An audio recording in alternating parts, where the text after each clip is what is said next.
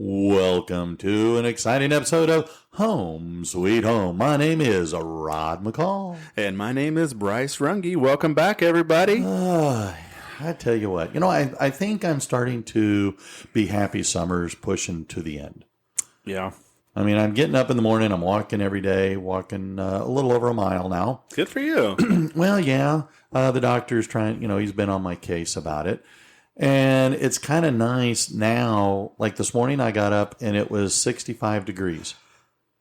And there's a big difference between 65 degrees at 5:30 in the morning and 75 degrees at 5:30, 6 o'clock in the morning. Oh, yeah. So it's very nice. Yes, yeah. I love this time of the season. I've been opening up the windows in the morning. I'll get up and open up those windows that look right over the water right there. Yeah. You could hear the water, and it's just so peaceful. And then we got back out walking again. It's just been so hot, especially with the little kids. Mm-hmm. It's too hot for them. But yeah, it's been. And then football started back up. My Bears won. Yeah. Your Cowboys suck. Hey, you know what though? My KU Jayhawks started out the season 2-0, baby. I'm there saying, you go. Call it a season now. It just done. Just walk away. Yes. You guys are winners. Yes, absolutely. We haven't won. Well, it was an away game. So we won 2 away games if you count the last game of last year and then this year. So we are on a roll, baby. You're streaking right now. Well, at least in football. Yes, in football. I love watching football. I did a fantasy league this season. Good for you. Yeah. Radix has been helping me. Okay. That's fun for us to do. I haven't done one in like 20 years. Oh, I haven't done one. Yeah. I guess I did it when I was in Pennsylvania, working at the pizza place. We did that. I mean, we gambled on everything. Oh, yeah. There was fantasy leagues for, crying out loud. I didn't even know anything about hockey, and I joined a fantasy league on hockey just because we could. And anyway, but so I kind of miss it, but I've gotten to the point where it's, I don't know. I got so many other things I'd like to focus my attention on. Yeah. Like my PS4. Oh, yeah. So yeah, I got that. Speaking of fantasy, I hadn't done it in a while, and then the Matt, which is I guess he's my boss. Yeah. He set the draft because you do the draft, and it was like at 9:00 at night, and it was like exciting, and I'm like, Braddock was at a camp. He was at a church camp with his buddy. Okay. And I'm like, I was bummed because. I figured he would be at home, and we just kind of didn't get it lined up right. But it was all right. My first pick was Lamar Jackson because he's a Ravens fan, Lamar Jackson, big time Lamar fan, and so I'm like, I'm going to get Lamar as my quarterback, and so I did. So all was good, and I got another a good wide receiver. I got Stephon Diggs, and then everyone was like texting, like in the chat, like, really? I think it was like my fourth pick was. The old Prosper High kicker, Cade York. Oh, my God. And then followed with that, I don't know why I picked the Dallas defense. I thought they were going to do something different. But anyways, Matt texts is like, really? A kicker? I'm like, hey, dude, Prosper High kid. He's got a monster leg. No, just wait, dude. Anyways, you saw you knew about the game, and he gets me like, he was one of my top scorers no way. in the league. And so... The rest of the weekend, I'm talking trash to these guys. I'm the new guy in the league, and I'm like, you guys suck. What was that you were saying about me? Picking drafting a kicker early. Well, those are fun, and those are I like those kinds of positive emotions: the happy, the joking, the teasing. Yeah, because those. I like that so much better than some of those more negative emotions that, kind of creep up or can take over our daily life. Yeah. Yeah. And so, okay, I ran across a list. Are you going somewhere with this? I feel like you're going somewhere. I am. Okay. I am. Buckle in, baby. We're going for a drive. Click. But it was, the list was the 10 worst feelings. And I read through this list and I'm going, oh my gosh.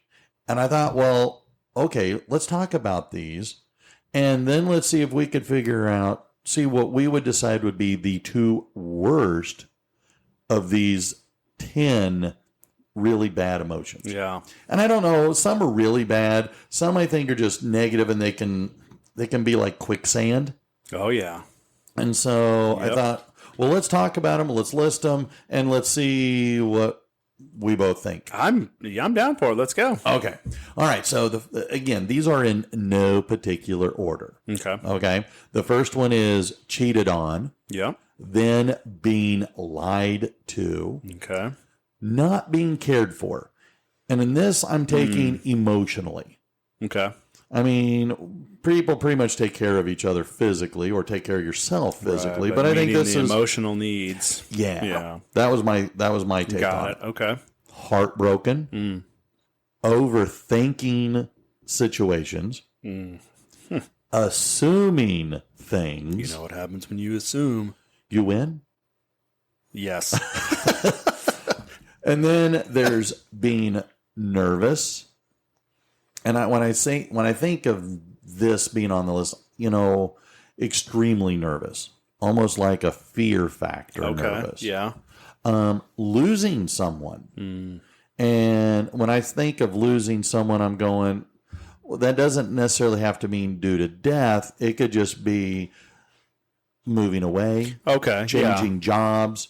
So losing a friendship or yeah. Okay. I got it. I got where you're going. Okay. Letting go, like kicking somebody out of your life. Oh, I thought you were like Elsa. Let it go. Let it go. No. Okay. Okay. Yeah. Let's stick to our Day job. This isn't even our day job. Maybe we shouldn't know. All right. And the last one is regret. Yeah. No regrets, baby. All right. So, what do you think? Do you want to talk just briefly, give an example of how we've dealt with these issues, or do you want to dive straight into, maybe the ones or two that we can go, ooh, yeah, absolutely, these are the worst? Well, unfortunately, and I'm sure a lot of people could say the very same thing. Every one of them, and I'm sure if this list went on and on, we could still say the same thing, that we have experience in that. All 10 of these we have experience.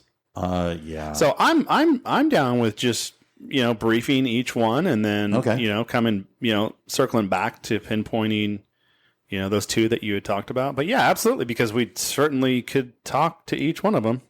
Well, I will say that being cheated on sucks. Yeah. I had it with my first real girlfriend when I was in college, and that was a kick in the gut. Mm-hmm. And then when I found out that Eric's mother was doing the same thing, that just, talk about a pin in a balloon. Right. Just deflated me. Yeah. I mean, and when, with the divorce group, people were coming in, and that was a common story of their ex having, moved, whether a long-term or a short-term affair, but they cheated on him. And I think the one thing that stands out to me was the idea of, I'm not worthy. Mm-hmm. That everybody wanted, even myself, when I was experiencing this, I needed somebody else to validate me. And so the idea of being cheated on, is it really, I felt it was damaging to your ego, your psyche, your self-worth. Yeah. You're not good enough. You're not worthy. You suck. Yeah. You suck. That's a great way to sum it up. You suck. And I'm going to go elsewhere. And that's not necessarily what the other person was saying, but that was sure how I felt. Right. You're the recipient. Yeah. On the receiving end. And of course, it's emotions. It's not logic. Mm-hmm. But, again, like I say, with the divorce group, I heard this a lot. And that's kind of how I sum it up in that emotion of when you've been cheated on, it's kind of like, well, you suck. Right. You're not worthy. Yeah. Yeah, I agree. Early on when I, first got in the dating scene, I, hooked up with, and that sounds really bad. I started dating a girl and we were together for a long time, but there were throughout that relationship, there were 3 or 4 times that, we broke up just so that she can go participate in other things. Mm-hmm. With other people? Yeah, and I know that we broke up, and we got back together. It's what? Why would you keep doing? Why would you keep? To me though, it was I felt like that was cheating, even though I don't know, whatever. So there was that one, and then obviously through the other marriage, but it sucks. I get that. But I wouldn't say that's the worst thing on the list for me personally. Yeah. I think I've said this before, but hey, after I got through it, it was looking back and it was kind of thanks for doing that. Because you set me on course to something better, something way better, bigger and better things. And so, and I know often we don't think of that when we're in the moment. When you're in hardship, how do you say, oh, thank you, right? It's hard. But I think I got there rather quickly. So maybe that's kind of, why it doesn't fall high on my list much. Okay. Whatever. This, again, it was arbitrarily number 1. Yeah. So which one do you feel kind of really resentful towards, or would say was a horrible feeling? On this list, just looking at them right now,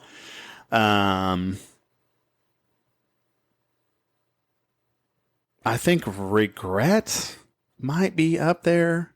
I really, really despise being lied to, but I could lump, cheating on into that category. I was lied to. Mm-hmm. I don't know. I put being lied to up there pretty high.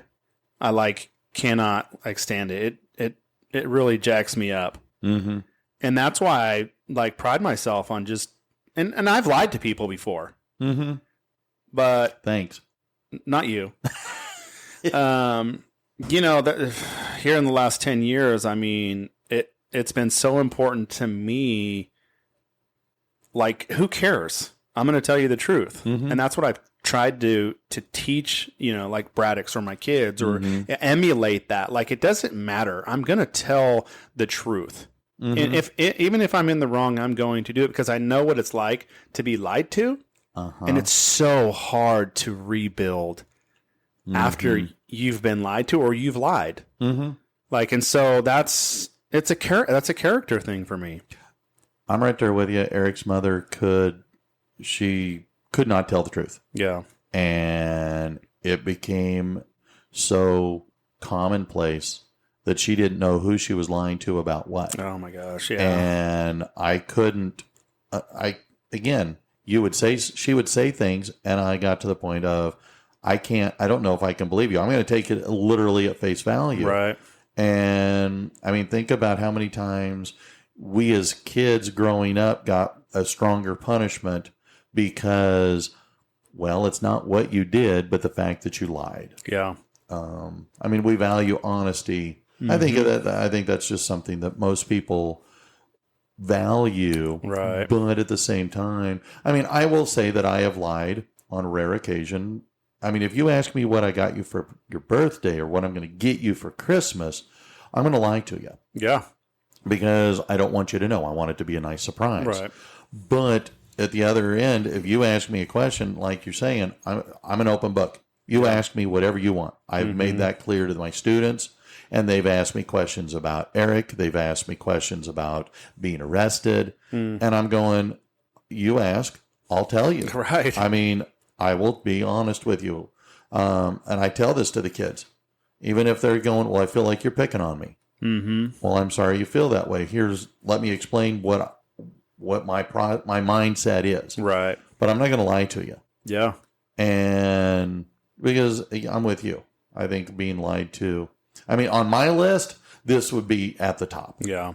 I don't know. Because the other part of being lied to, being cheated on, is not being cared for.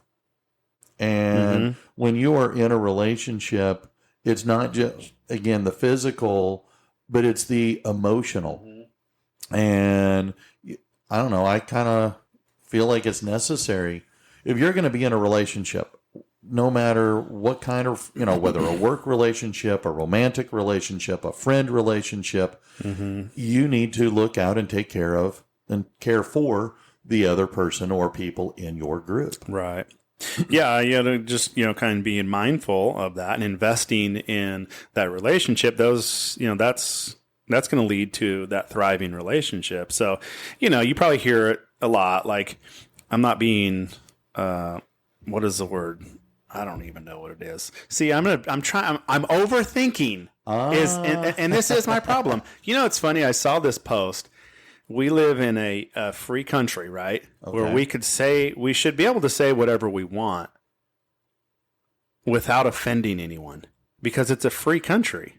Bomb at the airport. Fire at a crowded movie theater. Are you serious? You can't say those. Why not? They incite panic. I know, but that's not what I'm... Oh, okay. That's not what I'm saying. Ask a government teacher about free speech, really. But no, and within reason. I'm saying... I'm giving you a hard time. I know you are. You can't say it like I'm going to kill the president. Oh, that's true.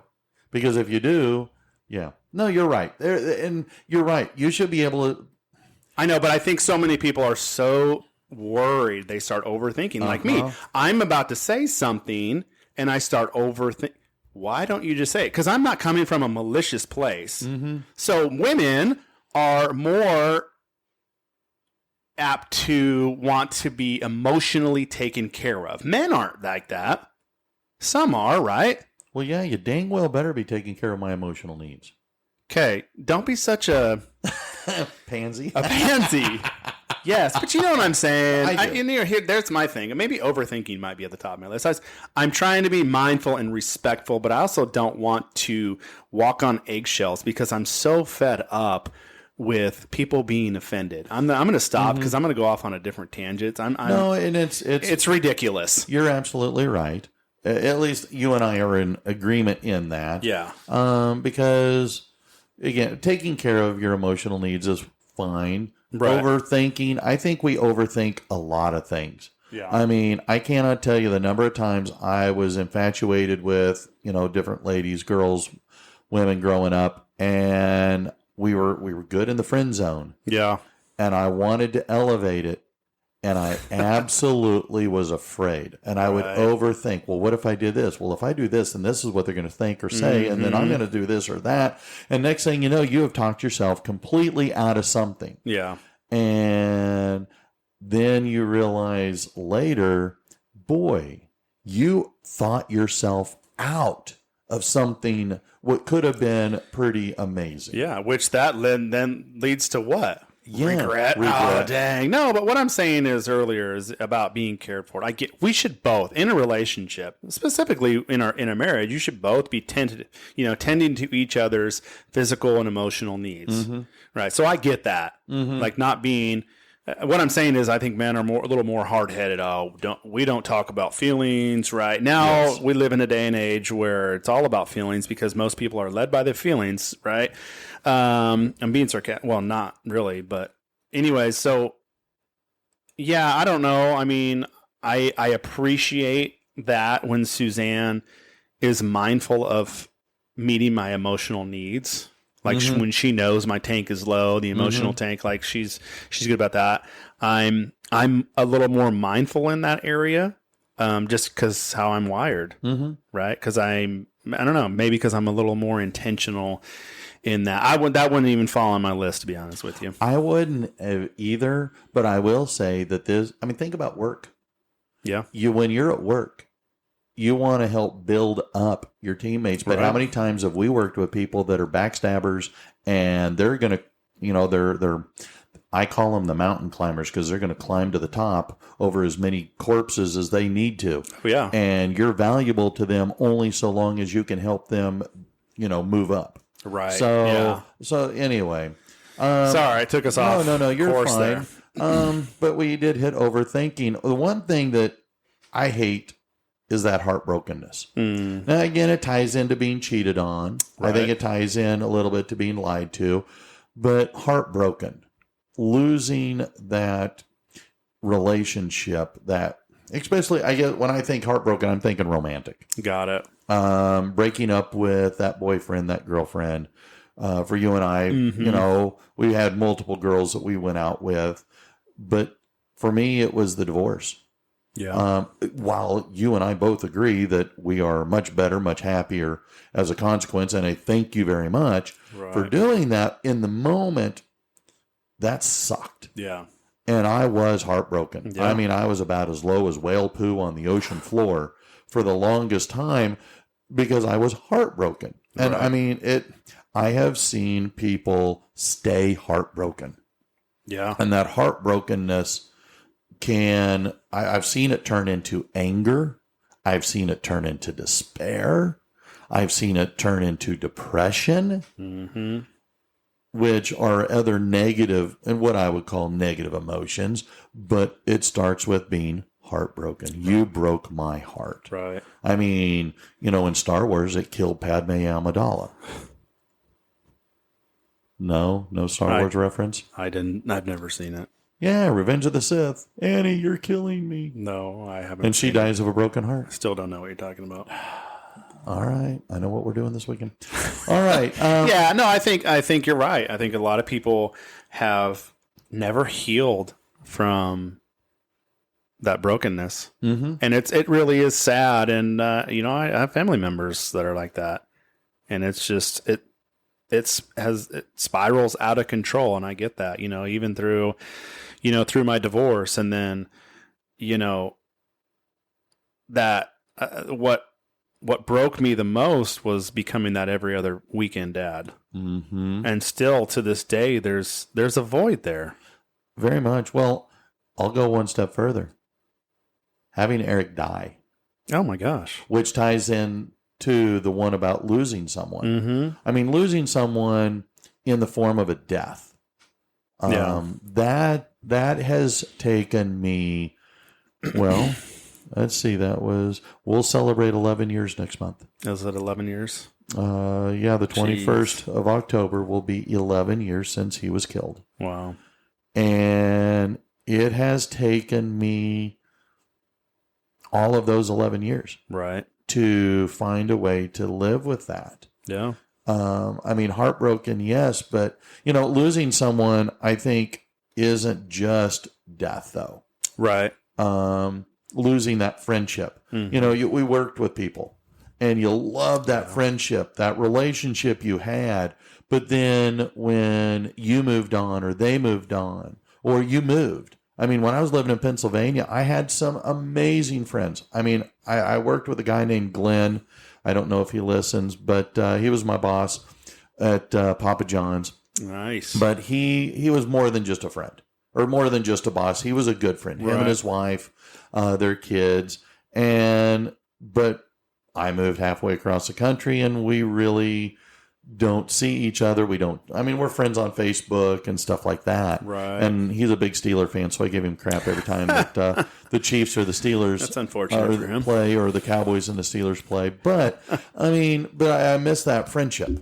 I miss that being able to hang out and do stuff. And so I think that, you know, I remember friends growing up that, you know, we were great friends in elementary school or middle school, and then they move to a different school, or, you know, and then you just move out of social circles, or in some cases, they move to a different town, a different state, a different country. And so you lose that, and that hurts. And, you know, whatever happens, I think it takes a long time to get over. Yeah. No, I think you're right. You know, I would even add that, yes, losing someone, not necessarily through death, but what you just explained, but add losing something. I think because, you know, especially our generation, we're on a quest for consumption. So we are, you know, I think people put material things, unfortunately, sometimes above people, above human relationships. Yes. And so losing something, you know, whether that's a car or a home or whatever, you know, that can majorly affect people. Just because we live in a society where it's all about consuming these things, right? It's a material. What's the next thing I could get, right? So, Sure. No, and I don't know. Yeah. I'm with you. And so that can, I don't know. Maybe, are we assuming that people think like us? Are you assuming my gender? I don't know. Oh, is that not okay to say? I'm sorry. Free country, freedom of speech, right? Okay, but that's a whole different topic.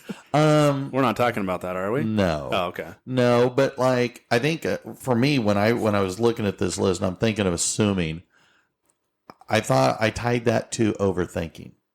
Okay. Because when you say something, all right, what you say and what I hear may not match. And so now I'm assuming, well, this is what you meant because, well, that's what you said. Yeah.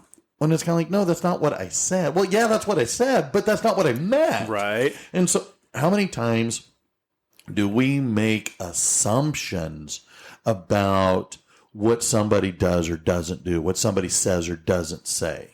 More often than not. And I mean, I'll tell you that. I think that's one of the reasons why I have road rage is because I'm assuming. I am assuming that piece of crap. Are you sure that's what it has to do with? Well, they're deliberately trying to make my life a living hell. Get the heck out of my way, Deb Blame it. Yeah, it's this I do feel can consume me. The overthinking, the assuming, like maybe I've said something to someone. It wasn't even bad or anything, and now I don't hear anything, and now I assume the worst. Oh, big time. That's and me. Half the time, 99% of the time, it doesn't turn. It turns out the complete opposite. Yeah. So it's like, okay, dude, like focus on what is going to be right.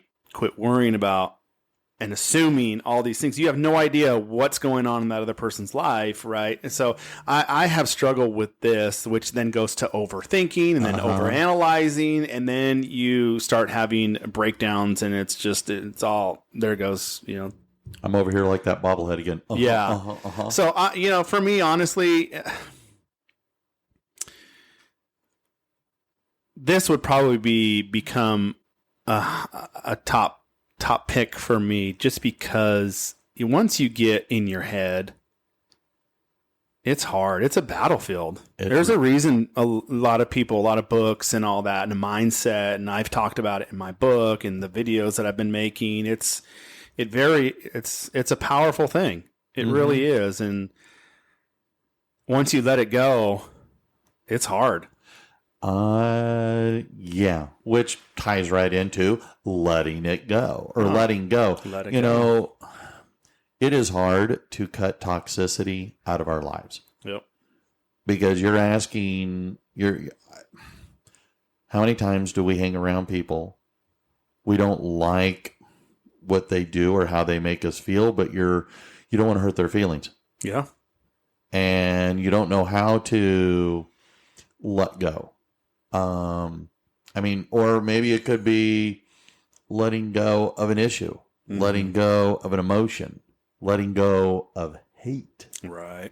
Because maybe letting go isn't just letting go of a person, but letting go of an issue. Yeah. We talked about this in class here the other day about, what did we call it? I can't think of the name of it offhand, but it was basically a grudge. That's what it was. It was a grudge, letting go of a grudge. And think about how many times, well, you hurt me, so I'm going to get you back. Right. And how many times, think about the fights, that, when we were growing up. Did a fight ever really end? It was just a pause until you could waylay them or till they waylaid you. Because nobody could let it go. Right. Well, if that not letting it go, whether a grudge or a person that is an energy vampire, dark cloud, they really can consume you. Yeah. There was something that just happened recently. I could talk on this for a while, but I'm not going to, because this is something that I've kind of dealt with. It's almost like, the past, right? Let's just focus on that. That's a whole different episode. Okay. It's hard to let go of your past. Amen. When you've been wronged, when things didn't work out. It's so hard to let go. How do you move on? But some people, get paralyzed because of the past. They become prisoners of the past. And so, I would often, for an example, like someone did something to me, while I was driving or whatever. Like for the next 5 hours, I'm talking about it. This just happened the other day in my own neighborhood. I swear I was back in Anaheim and I had two individuals stop what they were doing to like stare me down as I'm just driving down the road. And I'm like, what are y'all looking at? And I returned the mad dog and I'm like staring at them. I'm going somewhere with this. And I'm like it just came out of my mouth. I'm like, what are y'all looking at? And I just drove by, back to my house. And it just rubbed me wrong. Like I started thinking like, what the hell are y'all looking at? Like, what do you think we're in Compton? Like, what are you getting mad dog? You staring me down? Like, okay. And so for like the next hour, I literally thought about it. And I'm like, in my mind, I'm like, this guy's going to come down here and then he's going to get sideways with me. And then I'm going to have to fold him in half like a wet cardboard, and then it's like, dude, are you serious right now? You should have let that go an hour ago. Because you don't know what they were doing. Maybe they were checking out my awesome truck. I don't know. Anyways, I don't know if that applies. I don't know. Maybe you had a booger in your nose? Maybe. But I was so irritated with it. But it's so funny because I think I even said, dude, you going to let that go or what? Like, because really, you're a grown man. Like, you're 45. You're acting like you were 25 in your little lowrider. No, and it's easy to get caught up. And then, so anyway, I think we've hit on all of these. So if I heard you right, you were saying regret and assuming on this list of 10 were the worst? I would say regret and overthinking. Okay. Because we can maybe those overthinking and assuming, I would probably put overthinking first. Just because that could whatever. I'm going to go with overthinking and regret. Okay. I think I'm going to go with being lied to because I take being lied to as a form of disrespect. Oh, yeah. And that to me is, don't lie to me. Right. Tell me the brutal, honest truth, but don't lie to me. Yep. And I guess the other one would be, I don't know, it's between heartbroken and losing someone. I guess I would go with losing someone because I'm all about relationships. Yeah. And relationships are what make my life rewarding. And whether, again, like I say, losing them for whatever reason, losing people out of my life, I want to add more. I don't want to subtract in. Yeah. And it is hard work. I mean, it is absolutely hard work. When you're no longer working together, you're no longer living next door to one another, it is hard work. But I try to, again, this is where I love technology. I can send a text. Hey, thinking about you. Yeah. Hope you're having a good day. Sending them a funny joke. Just something. Yeah. It doesn't have to be much, but hey, how are you? Yeah. You're on my mind. Because I do miss. I mean, that's the one thing I hate about teaching. If I had to have my biggest beef with teaching is my coworkers who move on. Oh, yeah. And they go to another school. They go to another district. They go to another state. Right. And I miss them. Because they made working a lot more fun. I mean, heck, when you moved schools. Yeah. You were happy. No, really. I missed coming over and having you use my desk as a surfboard. That was fun. Hanging out and doing the Friday supper club the Saturday breakfast club and doing the games, working the games, going to games, traveling to games. Yes. Yeah, that was fun. That was some good times. And those are the things that I consider. Yeah. So don't lie to me and don't disappear from my life. Yeah. So, but we are disappearing on time. That is true. That is very true. Our time has come to an end. That was a fun one. That was a good one. Yeah, thank you. Thank you for putting this together. Oh, well, thank you for thanking me for being thankful. Wow. You're welcome. All right, well, I regret doing this episode with you because now I'm overthinking. Okay, well, let's assume everybody thinks we're funny and call it a day. All right, so I'm Bryce. I'm Rod. We'll see you next time. Ciao.